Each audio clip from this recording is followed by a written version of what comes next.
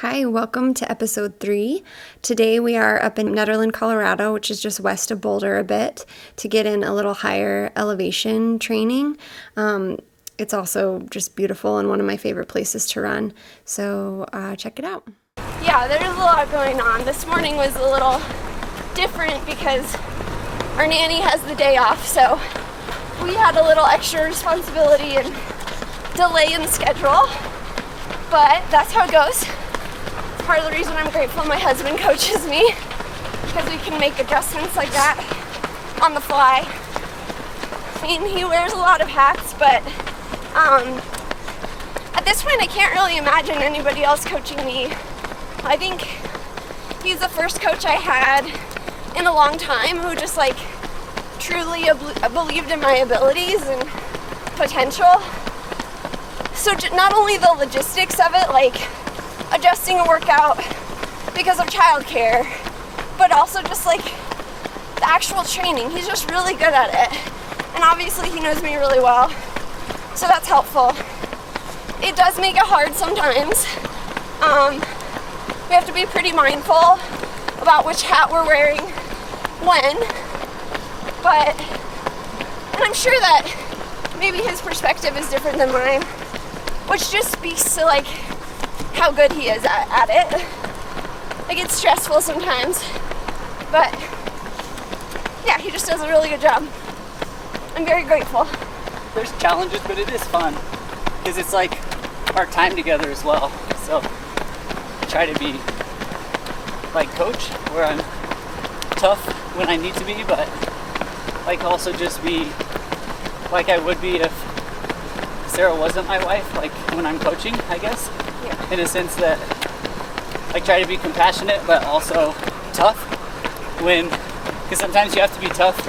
Running's a very, very difficult sport, and it hurts. And there are days where you have to push past, and then there are days where you just have to call it. So, not being husband, because like husband would just say, just call it every time. But coach sometimes has to say, well, we have to finish today, even though it really stinks. So, I guess, but like we're 5 years in now, so it's, I don't know, it's getting easier, I think. But it's also easy when you're running well. I think challenging times are like when running's not going terribly well. So, thankfully, we haven't really had that situation. So, I don't know, I guess it's kind of been easy, minus maybe like big long breaks in the middle. So yeah. I mean, the key to this sport is stay healthy for long periods of time. So that's what we focus on. It's pretty basic. What inspired you to want to start the marathon? That's a really good question. I don't know if it was inspiration. I think it was more of like a way, like a goal to focus on to get through all the big miles that I had on the schedule. Also, I was at the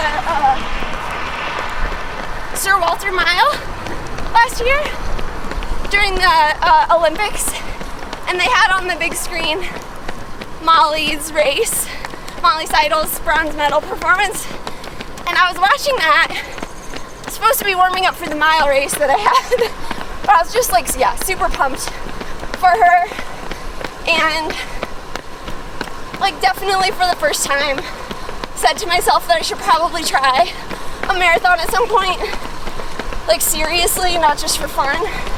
So yeah. We need to leave here by 10:30. Okay. Just do 15. Okay. Good one.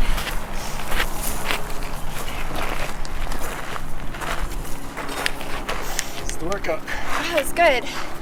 Had some good turnover, a little more hop.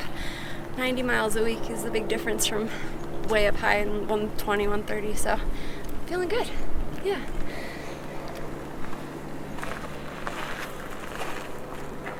So thank you for tuning in and following along on this journey. I'm trying to show, the ins and outs of my daily life because it's relatable to a lot of you who are training for marathons in the midst of your busy lives. And I also wanted to just say thank you to Puma for supporting this running journey and providing me with some awesome shoes and gear. Thanks for following along in this series of my build up to the Chicago Marathon. Tomorrow is the big day, October 9th. The marathon kicks off at 7:30 local time and will be broadcast on NBC, so be sure to follow along.